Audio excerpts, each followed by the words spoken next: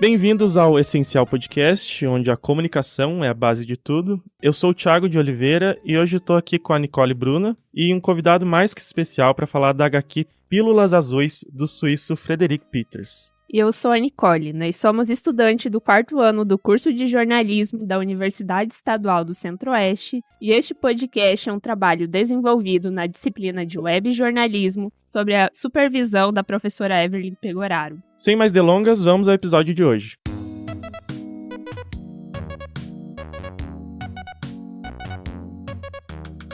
Para falar da obra em questão e de todas as discussões em volta dela, convidamos um professor do Departamento de Comunicação Social da Unicentro. Estamos aqui com Lucas Pulim, professor do DEX e que tem uma especialização em audiovisual onde adapta uma HQ para o cinema. Seja bem-vindo, professor. Obrigado, Thiago. Obrigado, Nicole, pelo convite.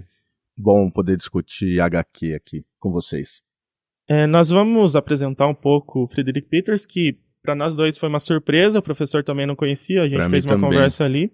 Ele nasceu em 1974 e é renomado lá na Suíça, na Europa, mas no Brasil ele só chegou em 2015, com essa HQ que a gente vai discutir aqui hoje. Ele já recebeu o prêmio Polish Jury Prize no Festival Internacional de Angoulême. A série Ama, composta por 4 volumes, também publicada pela editora Nemo, no Brasil, foi aclamada no mesmo festival, conquistando o prêmio de melhor série pelo 2º volume, e mais recentemente ele foi publicado com a sua HQ Oleg, e já figurou em várias listas de melhores do ano. Atualmente ele mora em Genebra com a sua esposa e seus 2 filhos. Em Pílulas Azuis, Frederick Peters entrega uma narrativa gráfica pessoal e de rara pureza, explorando temas universais como o amor e a morte. A história desenrola-se em torno do encontro e relacionamento de Peters com Kat, sendo atravessada pelo impacto do vírus ignóbil, que surge e altera radicalmente suas vidas.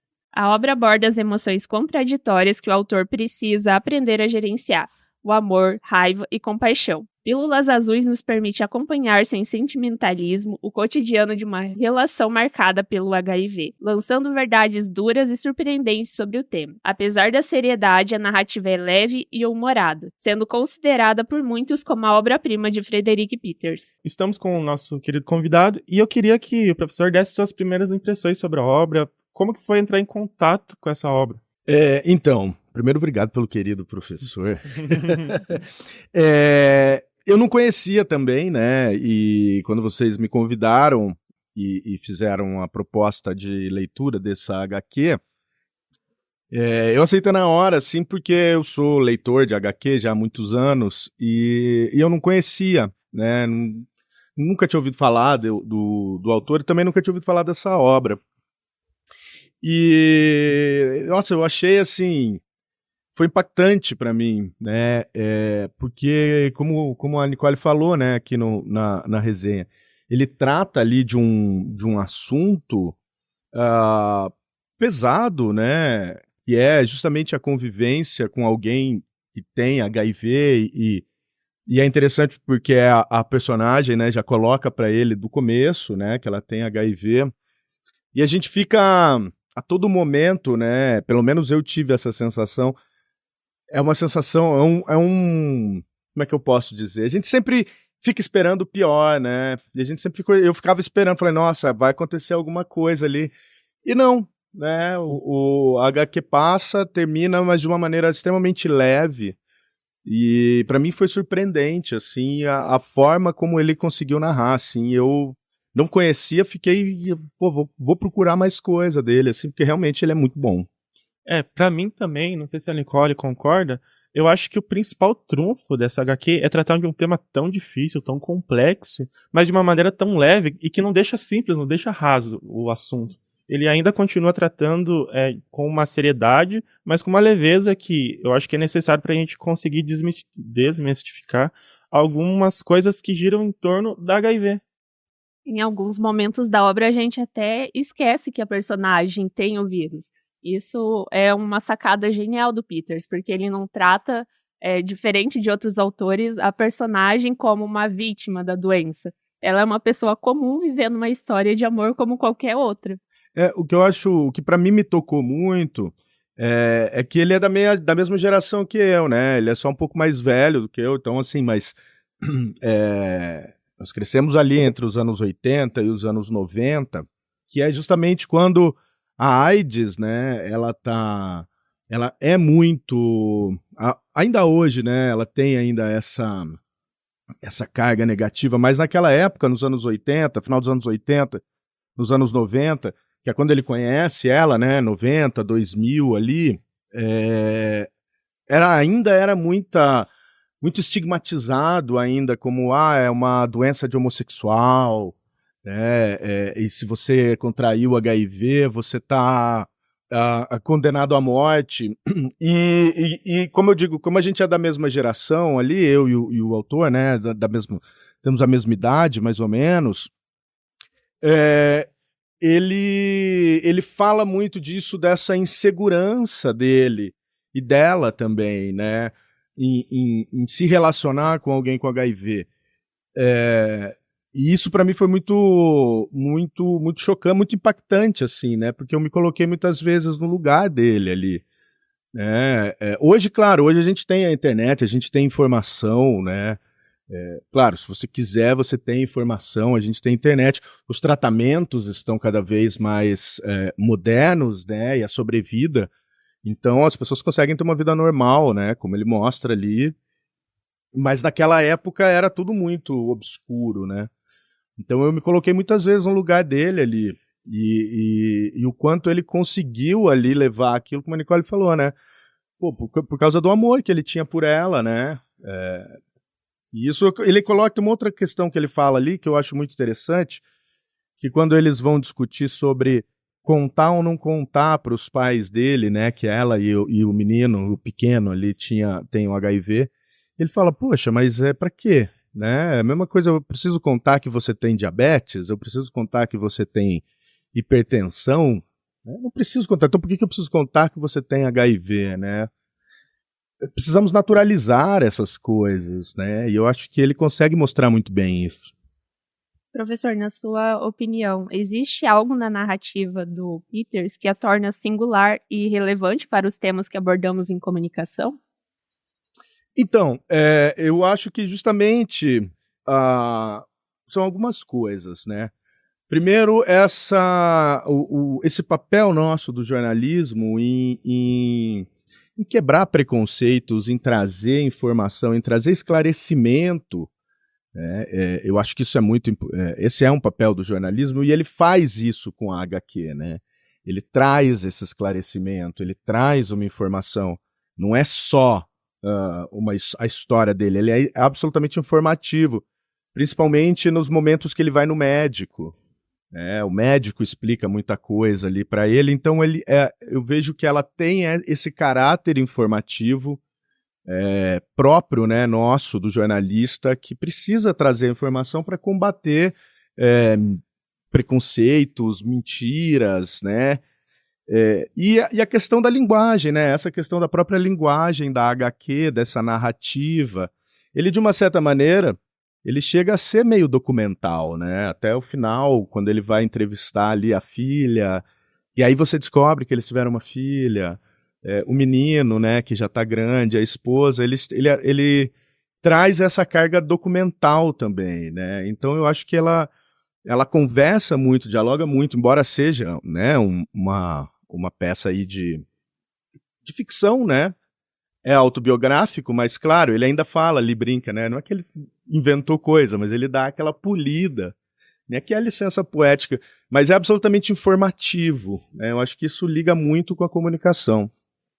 É informativo, mas não de um jeito que fica tão didático, assim, não que seja mal ensinado, mas é de um jeito que ele não tenta ensinar pra gente o que é HIV. Ele só mostra como é viver com HIV e viver com alguém que tem HIV. Eu acho que isso é uma sensibilidade muito importante para não tornar a HQ só uma peça de material didático, né? É justamente, né? Porque assim, né?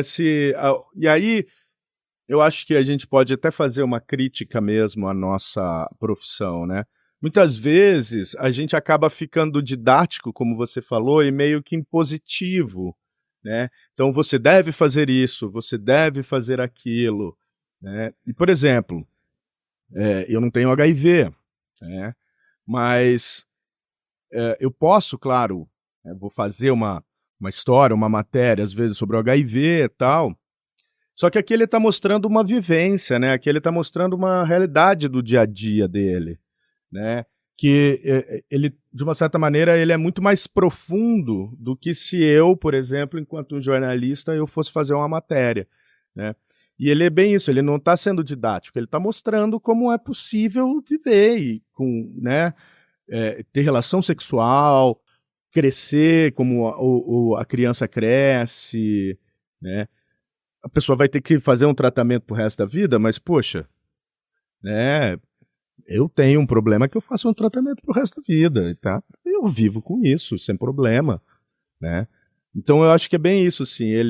Mas por ele não ser didático, eu acho que ele é mais aprofundado, assim. Ele consegue mostrar algo que a gente, um jornalista, se fosse fazer uma reportagem convencional, às vezes não conseguiria atingir essa sensibilidade dele, né? Pensando o HQ como uma mídia aí muito antiga, né? Como é que ela tem se reinventado agora, deixando um pouco de lado a história aqui, mas trazendo a HQ para os tempos atuais, como ela tem se reinventado nos nossos tempos de digitalização, de comunicação mais, enfim.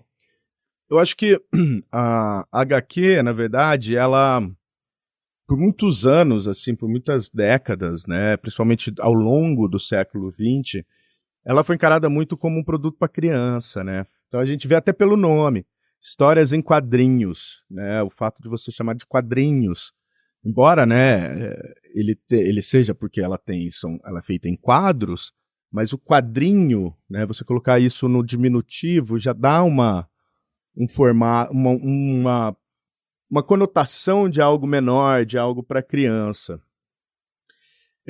Mas a partir mais ou menos dos anos 60, começa a aparecer uma geração de quadrinistas que vão trazer essa linguagem para um público adulto, né? Então, se você pegar, por exemplo, o Robert Crumb, que é um dos grandes, que está vivo até hoje, né? Mas é um dos grandes quadrinistas dos anos 60, as obras dele são absolutamente adultas, assim, são obras que eu não recomendo para criança, assim, porque elas são muito pesadas, né? E ela vai se desenvolver muito. O Will Eisner, que foi um dos grandes quadrinistas também teóricos, ele vai colocar muito isso, porque ele vai criar também peças para adultos, né? E com o passar do tempo ela vai ganhando cada vez mais, né? Mostrando que ela não é um produto para criança. Claro, tem, né? Eu acho que é quase unânime aqui a gente falar, por exemplo, da Turma da Mônica, né? Praticamente todo mundo cresceu com a Turma da Mônica, né? Mas isso, de uma certa maneira, vai mostrando também outros produtos que não é algo só para criança, né? E aí você começa a ver coisas autobiográficas, né? O Will Eisner fazia muito isso já nos anos 60, de trazer, ele era um judeu, né, nos Estados Unidos, então nos anos 60 vinha toda essa carga ainda do antissemitismo pós-Segunda Guerra Mundial, e em Nova York, toda a vida dele, ele vai contando toda a vida dele. Desculpa, gente. Ele vai contando toda a vida, toda a realidade ali daquela população judaica em Nova York. Né? Então começa isso nos anos 60, mas ainda assim muito obscuro, né? Ainda assim ele vai ficar mais fechado em alguns círculos mais alternativos. Nos anos 80, nos anos 90, daí até as histórias de herói começam a entrar nessa onda mais adulta. Então, se você for pegar Frank Miller, quando ele vai fazer no começo dos anos 80 o Batman, o Cavaleiro das Trevas, é uma história absolutamente adulta, né?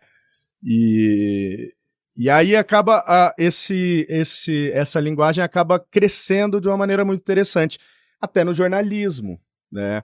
Você tem hoje um jornalismo feito em histórias em quadrinhos, né? O maior jornalista em quadrinhos é o Joe Sacco, que é um correspondente de guerra. E ele escreve reportagens de guerra em histórias em quadrinhos, né? O Palestina do Joe Sacco é maravilhoso, assim. Ele vai cobrir, ele cobre os conflitos da Palestina, né, entre Palestina e Israel, que a gente está hoje nessa guerra, mas é um conflito que já dura muitos anos, né? Muitas décadas, muitos séculos. E ele cobre aquilo lá em histórias em quadrinhos, né? Então, o quadrinho tem crescido muito e hoje, né, ele já se consolidou como uma linguagem adulta também, né? Coisa que até um tempo atrás ainda era considerado de criança, né? Ainda falando sobre o futuro do HQ, e dada a sua especialização em audiovisual, você acredita que Pílulas Azuis teria potencial para se transformar em uma adaptação cinematográfica? Que a gente percebe que muitas HQ, elas saem das folhas de papéis e ganham uma nova roupagem no cinema. Você acredita que essa obra tem potencial? Tem. Uma coisa só que tem que ficar claro, e que eu vi muita crítica, principalmente quando esses filmes da Marvel começaram a ganhar, né, esse universo Marvel. Quadrinhos, HQ é HQ, cinema é cinema. São linguagens completamente diferentes, são formatos completamente diferentes, então são processos de leitura completamente diferentes. E aí leitura, eu digo a própria leitura da imagem, né? A leitura não é só a leitura né, das palavras, né? Mas você tem a leitura da imagem, né? São coisas completamente diferentes. E para você adaptar para o cinema, por exemplo, quantas páginas tem essa daí? Tem acho que 100 e pouquinho, né? 206. 206 páginas, né? Você tem aí 206 páginas numa história em quadrinho. Dificilmente você conseguiria fazer só com o que está aí. Você conseguiria fazer um filme, às vezes, de 1h30, 2 horas. Você precisaria criar outras formas de se contar essa história, né? Porque aqui a gente tem alguns pulos temporais, né? Algumas elipses do tempo. Você tem uma série de linguagens que no quadrinho funciona, mas no cinema pode não funcionar. E da mesma forma que muita coisa do cinema não funciona para os quadrinhos. Então, assim, é possível que vire? Eu acho que sim, eu acho que daria um filme muito bonito, assim, né? Mas aí é uma outra adaptação. Eu acho interessante quando o próprio quadrinista acaba trabalhando nas adaptações, que eu acho que acaba ficando de uma maneira um pouco mais fiel à obra, né? E aí eu falo que eu vi muita crítica em relação aos filmes da Marvel, justamente porque as pessoas falavam, mas não é igual aos quadrinhos. Claro que não é igual aos quadrinhos, é um filme, é uma outra coisa, né? Mas eu acho que essa HQ tem um potencial muito grande, né? Eu acho que até pelo fato do autor ser um cara jovem e tal, eu acho que ele já faz até pensando numa possível adaptação, né? Então é possível, eu acho que daria um bom filme, assim, mas tem que entender que são linguagens diferentes, então o filme, dificilmente, se saísse um filme dessa HQ, seria igual a essa HQ. Eu acho que agora fugindo um pouco desse debate, eu acho que uma das coisas que eu mais gostei na HQ é a relação dele com o filho dela. Porque ele chega numa relação ali de mãe pra filha, pra filho, né? Muito forte, e ele se torna meio que um intruso, mas ele vai conquistando a confiança da criança, e me sensibilizou muito quando a criança começa a confiar nele. Essa relação familiar, essa relação de pai para filho, no caso não seria filho biológico, mas se torna um filho, né? Acho que me toca muito, não sei se vocês também tiveram essa sensação lendo a história. Sim, a gente percebe que ele principalmente está conquistando a confiança do menino, e não é sobre, tipo, aquela questão, eu vou conquistar o menino porque eu gosto da mãe dele. Não, ele acaba tendo aquele sentimento fraterno mesmo. Isso é muito bonito na obra. Mas eu acho que não é nem tanto ele tentando conquistar a confiança do menino. É ele se acostumando com o fato de que há uma criança ali no meio daquela relação, né? Porque ele fala que ele nunca teve muito contato com criança. E tem um trecho bem no começo, logo quando ele começa a contar do primeiro contato que ele teve com a criança, ele ainda brinca, né? Como se a criança fosse um alienígena. Então eu acho que não é nem tanto ele tentando conquistar a confiança do menino. Mas é ele tentando entender que é uma criança, né? Porque ele sempre gostou da mulher, né? Da mãe. E a criança veio junto no pacote, né? E não é uma criança qualquer, porque era uma criança com HIV também. Então, assim, ele tem que aprender a conviver com uma criança, né? Então, eu acho que a criança, ele tenta, de uma certa maneira, ganhar a confiança da criança, mas a criança também tenta ganhar a confiança dele, né? E aí até a hora que a criança vai para o hospital para fazer um procedimento, né? Era um procedimento simples e ele fala que a partir disso que ele se deu conta que ele ficava ansioso pelo fato dessa possibilidade dele perder esse menino, né? Que é a hora que ele fala, pronto, agora eu entendi o que é, mas então eu acho que não é nem tanto ele ganhando a confiança do menino, mas é o menino também ganhando a confiança dele. É uma relação mútua entre os dois. É uma relação mútua, exatamente, assim, né? Porque para ele é uma criança, né? Ele não era acostumado com uma criança, né? E é interessante que eles não falam o nome do menino. Em nenhum momento é falado o nome do menino. É o pequeno, né? É o lobinho, é o pequeno. Não fala o nome dele. Então, ele obviamente não chegou nessa relação por causa do menino, e sim por causa dela. Mas eu acho que a relação que eles constroem depois que ele vai se acostumando é que fica bonito. É muito poético, assim. E aí ele cresce, tem uma filha que vai ser irmã desse menino e tal. Então ele constrói uma família de onde muitas vezes a gente vai pensar que não vai surgir uma família por causa de todos os estereótipos, por causa de todos os estigmas. E é uma das partes que esse quadrinho desconstrói, né? E é legal que tem uma outra cena que é bem interessante, que é quando ele fala que quando o menino vai passar um dia na casa do pai biológico. E que ele volta e ele vai brincar com o menino e o menino ignora ele. E ele fica puto da vida, né? Que ele fala, pô, o menino me ignorou. Então, assim, ele de uma certa maneira, ele chega ao ponto realmente de, é uma família, essa criança, né, não é meu filho biológico, ele fala, né, eu nunca vou substituir o pai biológico, mas né, é uma família, né? E aí eles vão viajar e tal, e é bem legal, justamente porque é uma construção, né? Ele vai construindo a relação dele com a mulher, dele com a doença, dele com a criança, com a doença da criança.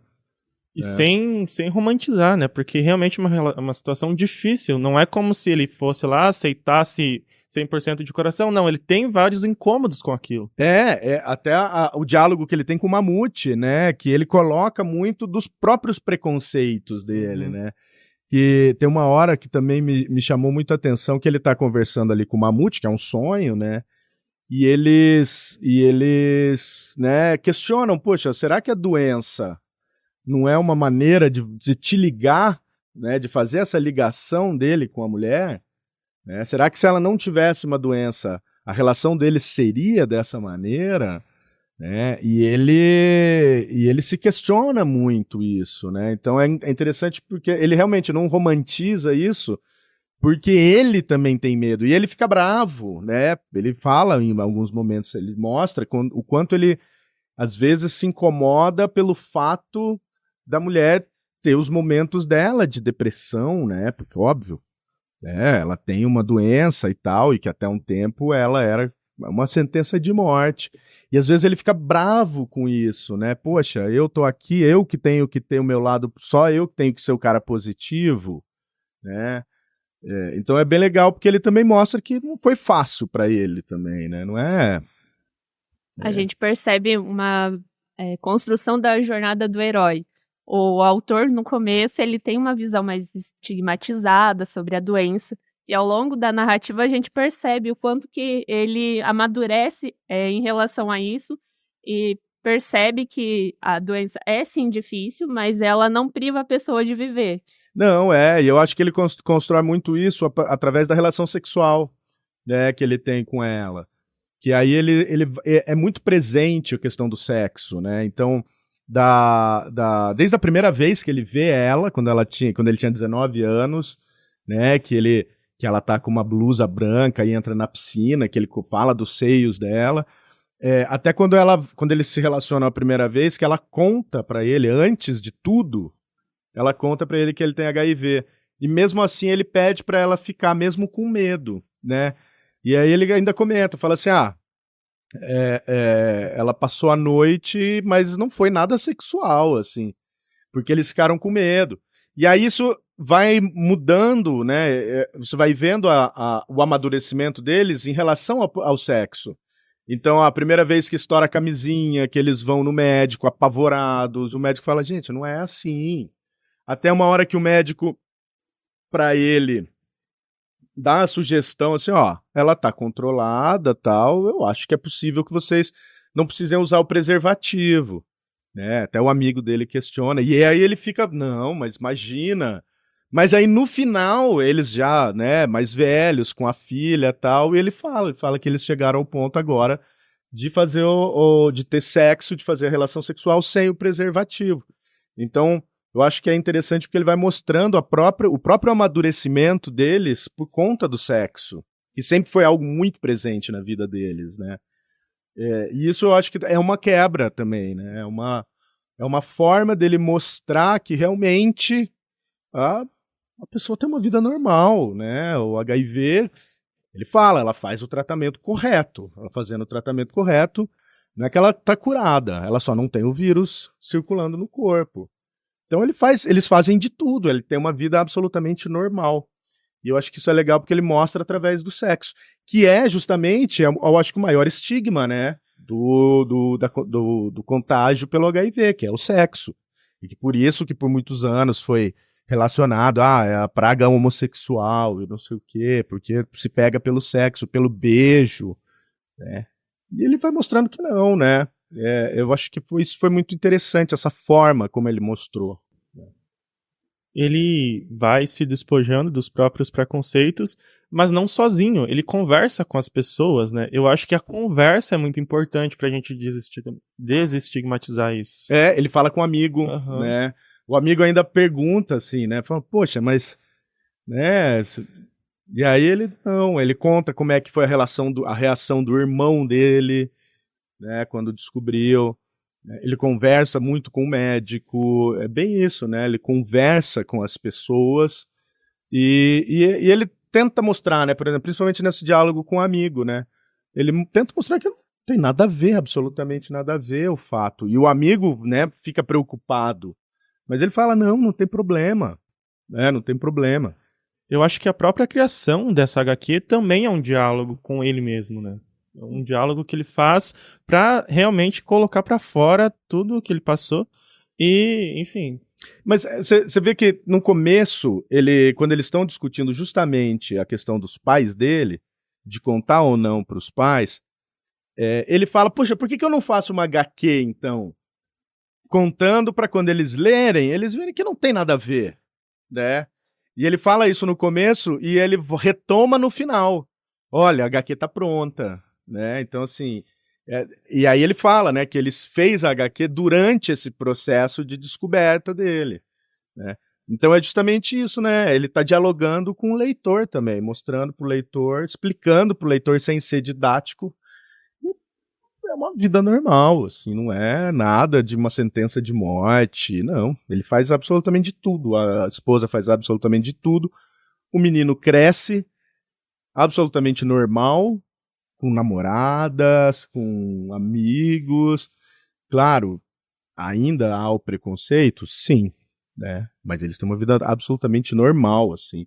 Eles fazem coisas como qualquer outra pessoa, como qualquer outro casal, assim. Não tem absolutamente nada de diferente. A gente percebe que, acima de tudo, ele tem medo, mas mesmo assim o amor prevalece. O amor que ele criou com o menino, o amor que ele já tinha pela mãe, é uma construção da narrativa que torna ela incrível. É bem isso, né? É mais forte do que tudo, é mais forte que preconceito, né? O amor é muito mais forte que preconceito, que qualquer outro pré-julgamento.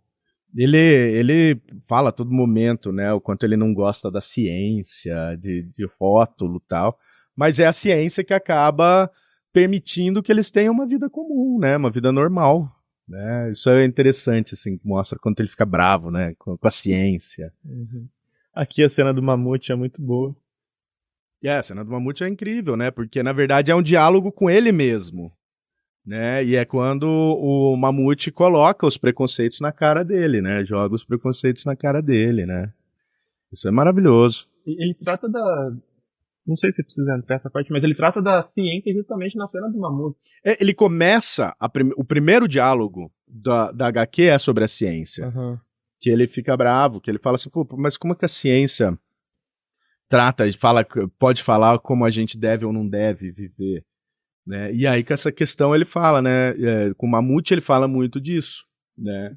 Uma ciência que ele coloca, né? Que a ciência classifica eles, né? E aí o Mamute fala, né? Mas a ciência classifica para poder te oferecer um tratamento.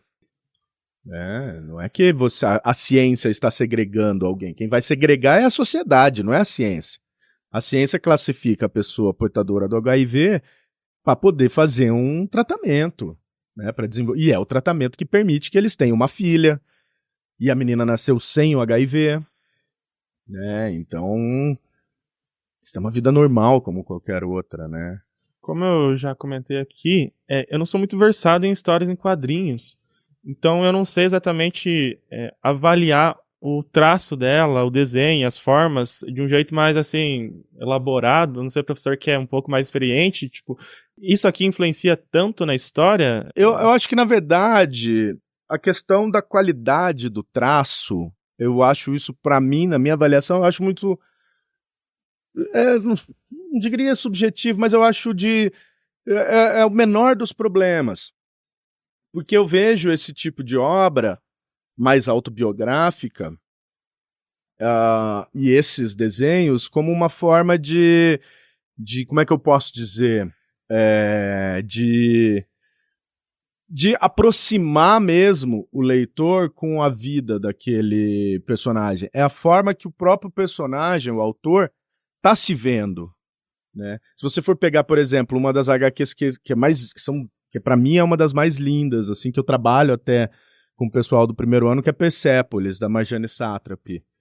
O desenho da Persépolis é extremamente simples, o desenho da Satrapi é extremamente simples. Só que essa simplicidade, ela tem uma relação muito forte com o próprio imaginário da história, né? E aqui eu acho que tem é o traço dele, e esse traço faz com que a gente fique mais próximo. Ele dá uma sensação, eu acho que ele dá uma sensação muito mais de proximidade, né? Porque a gente vê como ele se imagina. A gente vê como ele imagina a criança. A criança, o menino, a todo momento, vocês podem perceber que ele está com o olho arregalado. E ele está com o olho arregalado, tem uma hora que ele até brinca, quando a criança pergunta alguma coisa, ele responde, e a criança fica pensando, ele fala, aí, ó, o HD dela está funcionando. Para mim, né, a minha avaliação é que assim, ele via aquela criança com o olho arregalado como uma criança que está aprendendo tudo, né? Então é uma forma dele mostrar como ele estava vendo a própria vida, assim, né? Eu acho que assim, se isso fosse em texto, por exemplo, fosse um livro, a gente iria criar uma imagem dele, a gente iria criar uma imagem da esposa, a gente iria criar uma imagem do menino. Mas aqui ele está mostrando pra gente como ele enxergava a esposa, como ele se enxergava, como ele enxergava o menino. Eu acho que esse tipo de traço, ele traz uma proximidade muito interessante com o autor. A gente fica muito mais íntimo da vida do autor por conta desses traços. Né? Como eu falei, a mesma coisa da Marjane Satrapi no Persépolis. É extremamente simples o desenho dela, em termos, vamos dizer, estéticos, né? Mas aquela simplicidade mostra a simplicidade dela, né? Tem o Maus, do Art Spiegelman, que é pesadíssimo, sobre os pais dele nos campos de concentração, em Auschwitz. E ele usa, por exemplo, a analogia dos animais. Então, os judeus, eles são ratos. Os personagens todos têm cara de... Né, são animais. Então, os judeus são ratos, os alemães são gatos que perseguem os ratos, né, porque você tem, né, a propaganda antissemita que circulava na Alemanha nazista era que os judeus eram ratos. Então ele aproxima isso. Eu acho que essa é uma é uma situação bem legal da HQ, de te dar essa familiaridade, né, pra história. Você fica muito mais próximo do autor. Ainda falando sobre essa questão da proximidade, recentemente a obra recebeu um reconhecimento internacional como Polish Jury Prize. Em sua opinião, o que contribui para que a obra ela seja considerada uma obra-prima e receba tais premiações? Eu acho que é um assunto universal, né? Ele está falando ali de um ponto de vista de um homem na Suíça, né? Suíça, né? Isso. Em Genebra, né? Mas, assim, em nenhum momento ele deixa transparecer, ou seja, a gente sabe que é na Suíça, tal, mas em nenhum momento ele vai levar algo, né, vamos dizer, vai regionalizar a obra, né? É uma obra que ela é universal, né? Então, o HIV é uma realidade no mundo inteiro, o amor é uma realidade no mundo inteiro. Então, a história que ele conta é uma história que ela poderia ser contada em Guarapuava, no Pinhão, em São Paulo, em Nova York, em Genebra, né? Eu acho que essa acho que esse, claro, estou falando de uma visão minha. Eu acho que essa é o grande mérito, assim, dessa obra e do porquê dela ter se tornado tão essa obra-prima. Além, claro, é muito bonita, os desenhos são muito bonitos, o texto dele é muito bonito, mas eu acho que essa universalidade, né? Universalidade, acho que é isso, a gente pode falar nisso. Mas é uma obra que ela pode ser lida por qualquer um, em qualquer parte do mundo, né? É diferente, por exemplo, do Maus, do Art Spiegelman, ou do Persepolis, da Marjane Satrapi, que é uma obra que tem um caráter regional né, muito presente. Claro que ela também é uma obra que é lida no mundo inteiro. Mas, por exemplo, a Marjane Satrapi está tratando da cultura persa, da relação no Irã. O Art Spiegelman está tratando dos judeus na Segunda Guerra, né? Então, assim, é óbvio, eu sou brasileiro, moro hoje em Guarapuava, né? Eu conheço a cultura persa, iraniana, por meio de livros e tal. Mas então eu nunca vou viver aquela história da Marjane Satrapi, né? Até porque já passou, né? Mas essa é uma história que é possível acontecer com qualquer um, né? E não relacionado ao HIV também, né? Ele mostra o quanto a gente tem que aprender a conviver e aceitar as situações das outras pessoas, né? Se você se apaixona por alguém, não importa se essa pessoa tenha qualquer coisa, sabe? Se ela é baixo, se ela é magro, se ela é gordo, se ela é homem, se ela é mulher, não importa, né? O que importa é que ele está mostrando ali é a questão do sentimento. E eu acho que isso torna essa obra tão importante, assim, porque ela é universal. Ela pode acontecer com todo mundo, né? Ela pode acontecer com qualquer um de nós. E aí ela ensina pra gente o quanto a gente tem que ter essa compreensão do outro, né? Eu acho que é por isso que ela ganha esse status, assim, de uma obra-prima, né? Realmente, é uma obra que fala, tá certo que fala do HIV, mas é sobre o amor. Eu acho que é sobre amar alguém, e amar alguém é uma construção também, né? E aceitar a diferença. Aceitar né? a diferença. Ainda bem que a gente é diferente, né? Imagina se a gente fosse tudo igual, né? Se a gente fosse tudo igual, acho que não existiria o amor, né? Ainda bem que existem as diferenças, né? E a gente tem que aceitar. Sim. Né? De qualquer forma, assim, a gente não... Espero que os ouvintes tenham gostado da temática e a gente agradece a sua participação, professor. Foi uma discussão bem pertinente. Novamente, muito obrigada. Obrigado, Lucas. Sinta-se sempre à vontade a voltar. Obrigado, gente. Obrigado, Thiago. Obrigado, Nicole. Eu que agradeço por ter me colocado em contato com essa obra. Isso, para mim, foi ótimo. Esse foi mais um episódio do Essencial Podcast, produzido por alunos do 4º ano de jornalismo da Unicentro, sob orientação da professora Everly Pegoraro, com o apoio técnico de Volney de Souza. Até a próxima.